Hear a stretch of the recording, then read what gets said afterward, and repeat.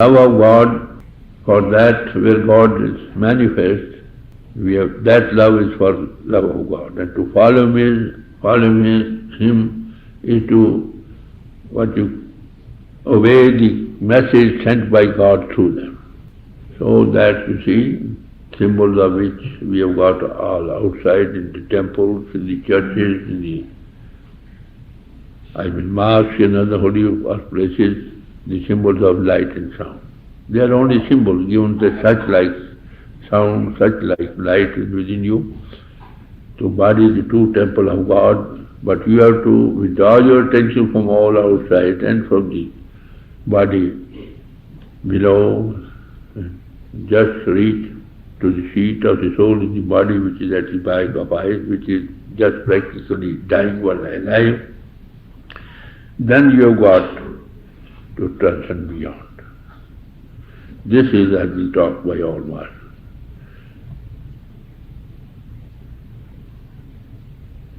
So for that, such like saints or masters, they come, they manifest. Kabir was born in the house of Viva. Ravidas born in the house of Ekamsa. Jesus was born in the house of a carpenter. Is it so? Something like that. So there is no question, some is high or low. It is not necessarily only you come in the house of priests or the Brahmins or Pandits, you see. Where he manifests, you see, light is light, everybody will run up to him. So that light which is manifested is the same. So if we learn just at the feet of such a master to withdraw from outside, open the single eye or third or the Shivdeta within us, daily with eyes, and that light and sound which should direction to beyond, stages by stages, to the true home of the Father, where we once emanated, our lifetime is settled. So, we have got the man body with a golden opportunity in which we can go back to our home. No other body. This body is a great blessing from God, but if you have yearning for this, for God within you, so God makes arrangement to bring you in contact with somewhere where you can be united to the God which is already within you by withdrawing outside. So we sometimes think, had we were born in the time of Christ, or time of Nanak, or Kabir, or Prophet Muhammad, we would have been very fortunate. So that power works throughout, you see. One bulb is fused, the other is put on. That work of God goes on from pole to pole, as it is to carry on the mission of God. It takes work from anybody. It is His gift. So, how can we meet that? That's the point. Our eyes are closed. How can we catch anybody whose eyes are open? That's the only thing. The man who's got open eyes, he comes round and places hand on him. Welcome, our dear friend. So this arrangement is made by God when our heart is crying for Him, you see.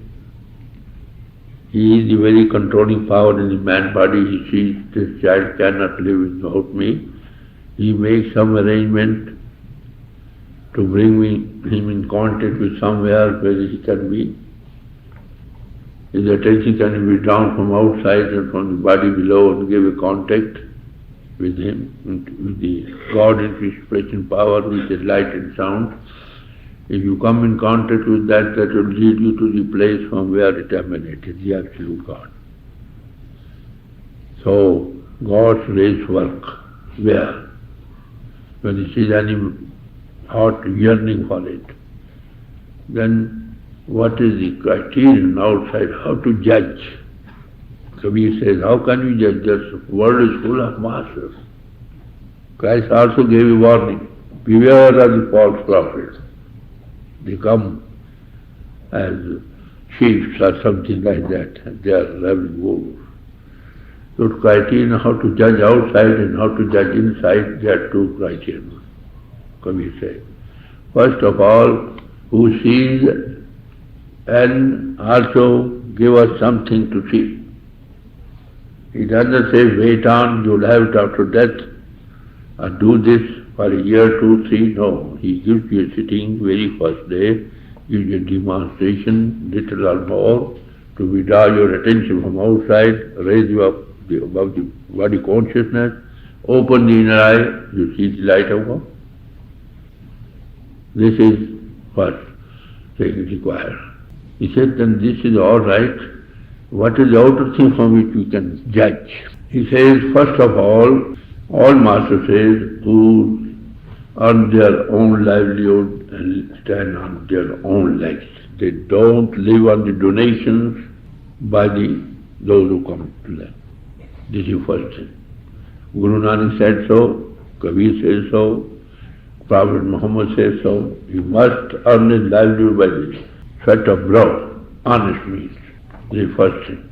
Second thing is, he does not like show.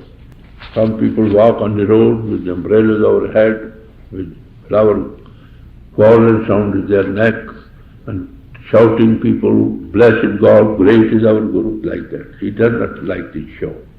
And he lives on his own earning. If you can find somebody like that, then go to him, please give us something. And if he sees something, he will make you see. What Christ said in others say, I have come to those who do not see. They open the inner eye, the single eye, to see the light of God. If he can give you some demonstration of it, well, take him as your senior man for the present. When you find him outside and inside also helping you into the beyond, you can call him anything you like. They are the messengers of God, you might say. God takes from them, work from them. Because teacher of a man is a teacher, should be a man. So, this is what I referred to the other day. And Prophet Muhammad says, when he made man, he put seals on his eyes and ears. Then he comes around, Maulana Room says, in the form of a man, unseals those seals. Now when we go to a master, you see, when we close our eyes, we see darkness. When he gives us a sitting or initiation, what is called, then that darkness is removed and he sees light. And they say, when don't be of a master, if you don't see for your own self what may be little or more. So you find the outer thing, he lives on his own earning. First, he lives on the earnings of others, well, master do not define that. The other is he is not propagandist. He simply simple life, simple way of things, simple heart. From the simple heart go to the minds which are pure. So these things are not necessarily bound to the only learned people. If a man is learned, well and good, all degrees, all learning is like a garland of flowers around the practical man. He will place things before you in so many ways, quoting references here, there and everywhere. But those who are not having any degrees of learning outside, they will show you the same thing, explain the same thing from their vocabulary which is at their command. Mullah Shah was a man, went to his master. He was a gardener. He was placing certain plants here and there. He asked him, well, master, how can we know God? Well, very easy. Just withdraw your attention from here and place it there. After all, what it is withdrawing your attention from all outside and from the body below. It is all feet of the attention. So, when you bring it to the feet of the soul, it can knock the door and open it, and the other side, Christ stands and God power stands, all right, I'll suffer you. So these are not matter of exaggeration, these are facts. Pity it is these things are not put before the public. Possibly it is they do not understand themselves. So this is what we can have in the man body, you see. So such a man meets such like person with the grace of God, he can derive the full benefit of the man body.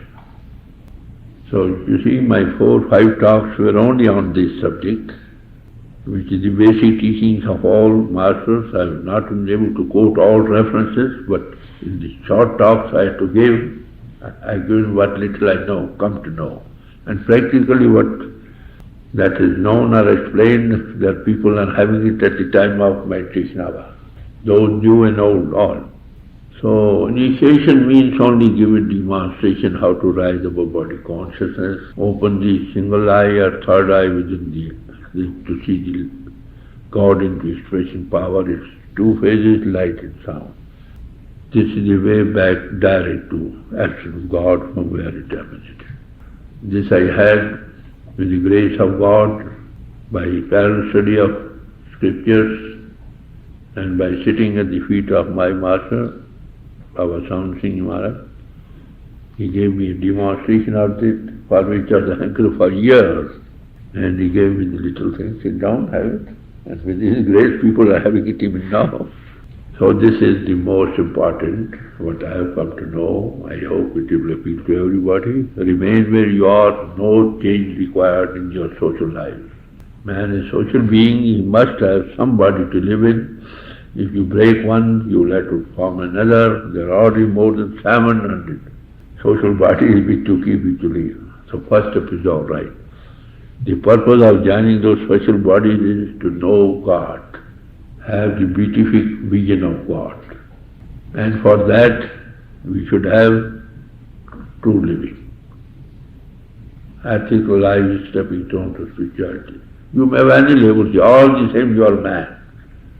You are not, you have the man body, not man. You have got the man body, you are in soul body. You are conscious entity, the obligation of all consciousness.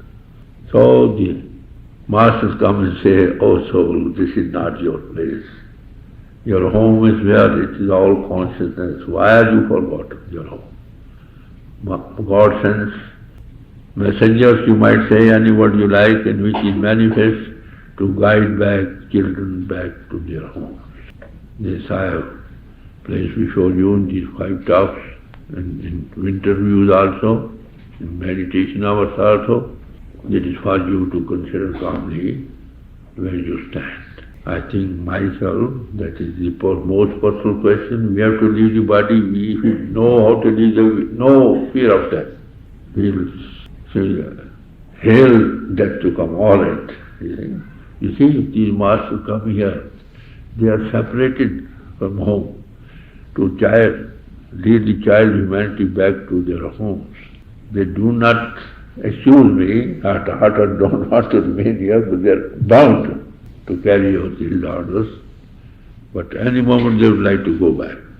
And all masters I quote, Shamas Tabrez, told, well, look here, when you think I have left your body, you're carrying my dead body on the shoulder. You are going. I've gone back to my home. Hail me. I've got my life successful. Guru Nanak said the same thing. Baba Jana Singh said the same thing. I'm now going home, don't stop me. I'm asking you to say, some months before, well, I have to go home, you see, make the best use of it. During the illness days, he told me, all the people even now do something if they can. So this is the master. They want to go home, you say. But there are also under orders, they have to carry out the work of taking back home. I have got no ism. Isms are all right. To be born in temple is good. For the purpose for which we are born, if that is not attained, then it is just that will create trouble, narrow-mindedness, bigotry. To be born in temple is good, but rise above to the one universal truth. God is one, mankind is one, our soul is of the same essence as God, no high, no low. If you come to that understanding, see that from that level all these struggles or fights or fighting children. The other day somebody told me, how can there be peace? I told them, remain their isms and rise above them, for the purpose for which they attended. It does not mean they form another ism, no.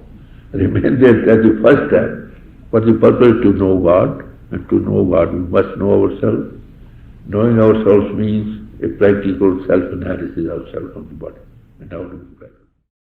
The hymn just now read out is a prayer from the disciple to his master. He says, it is you who has lacerated my mind, my heart. There is no other remedy other than your own self. Remedy of this heart only lies in your hands. No other doctor can heal it out. You are going away, but don't forget us. That is the prayer, you see. Well, Master does not forget, that's right. But till out of the anguished heart, you see, comes out the words from a disciple. Say, for God's sake, don't forget us. We cannot forget you, but you also don't forget us. We are, after all, your own, you see. If you forget us, who will? What will be our own remedy, you see? So, the heart which is aching for just having a glimpse of the Master, you see, what a remedy can there be for that? Nothing else, no words, no, consolation will help you. Once it so happened, in the time of Lord Krishna, that there were many gopis, you see, they were very much in love of Lord Krishna. So he remained away for some time, say about 6 to 8 months or so. So they could not reach him. And they were crying like, you see, separation is a very bad thing. 2 times are very difficult. For a man who has love in his heart, to have love in his heart for somebody. One, the time which is just passed in awaiting, and the other time when he leaves. You see, both times are very hard times.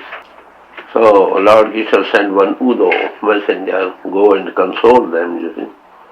Console them, well, look here, God is everywhere, Master is everywhere.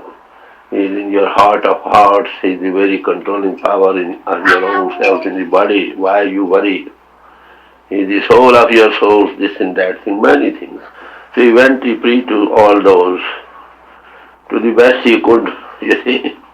With all that, they heard very calmly, and last of all, told him, oh Udo, what you say is all right, but tell us, the eyes which are yearning to see that gradient form of the Master, what is the remedy with you for that?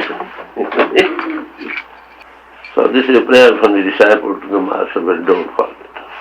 And generally you will find, usually, as a matter of fact, this Master never forgets himself. He says, well, I had only one heart, that you have taken possession of that. Now, what to do? We can think of no other than yourself. Your mind cannot be, heart cannot be 10, 20. You can devote one here, then there, then there. It's only one heart. Where it is a throne of God. Don't let anybody sit on that except God. What we do, we just let every worldly thing sit on there and dethrone God. So Master, you see, Guru Arjan says the Master loves his, remembers his disciples with every breath. As you see, can mother forget his children? Small children. She might be working here, there, anywhere, you see, in the kitchen, everywhere, child is lying in his room. But there's a connection. Little children, child moves, yeah. Then his milk began to, you see, come from the breast. The child little cries, she at once runs and leaves everything, maybe most valuable. Similarly, you see, we are all children of God. God in man, He does not forget us. But the yearning of the heart, you see, the disciple does pray like that. Well, don't forget us. Even if you go away, we are yours after all. But I tell you, it is mother first who loves us, the child. Child's love is only reciprocal. The love that a master has for his children, for his disciples, for his children, he looks on the level of God in him. He loves the disciples and hundreds of others won't love his children. But he loves his soul, development of the soul, with no consideration, no recompense, nothing of it. Mother may be loving the children, you see, with the hope when they will grow up, they will help us, this and that thing, in our old age, they will become our stake. But Master does not need that.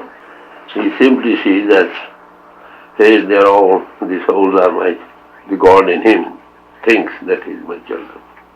The more we have that yearning like that, you see, the more our mind is cleansed of all dross of the world, wiped away with the tears which roll down from the eyes.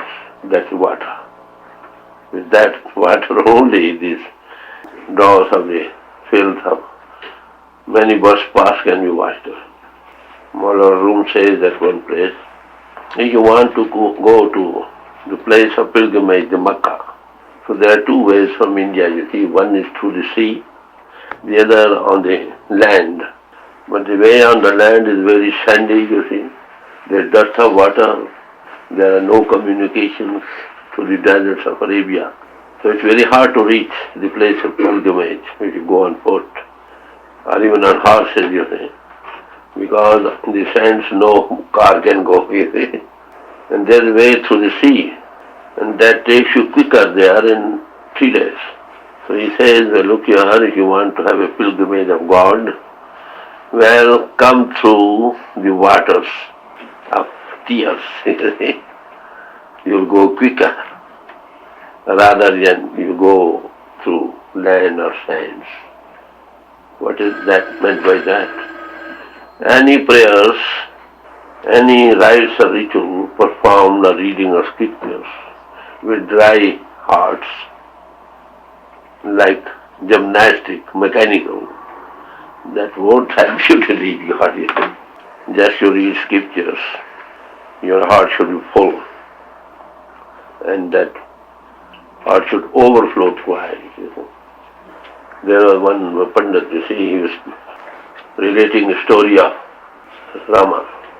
When there was one illiterate man, you see, he was sitting, he was reading out in Sanskrit language, and he was shedding tears like that. The Pandit thought perhaps he has followed me very well, you see.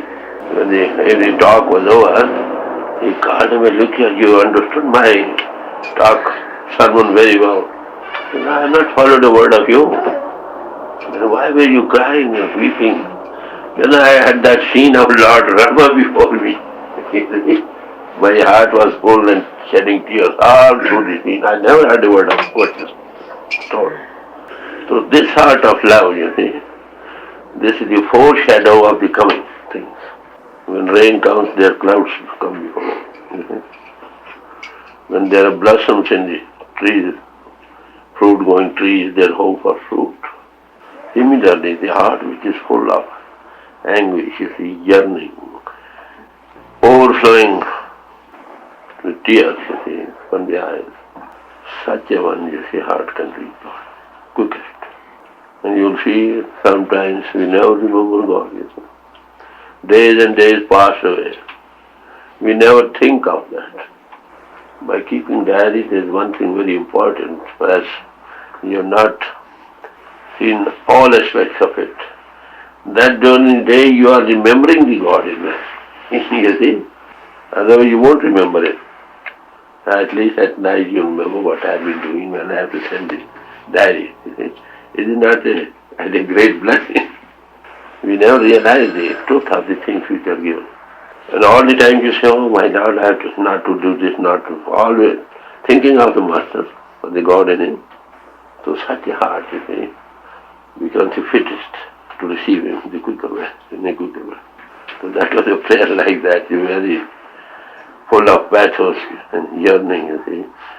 Oh Master, you are going, but don't forget us. We cannot remember you unless you remember us. That's our love is reciprocal, as I told you.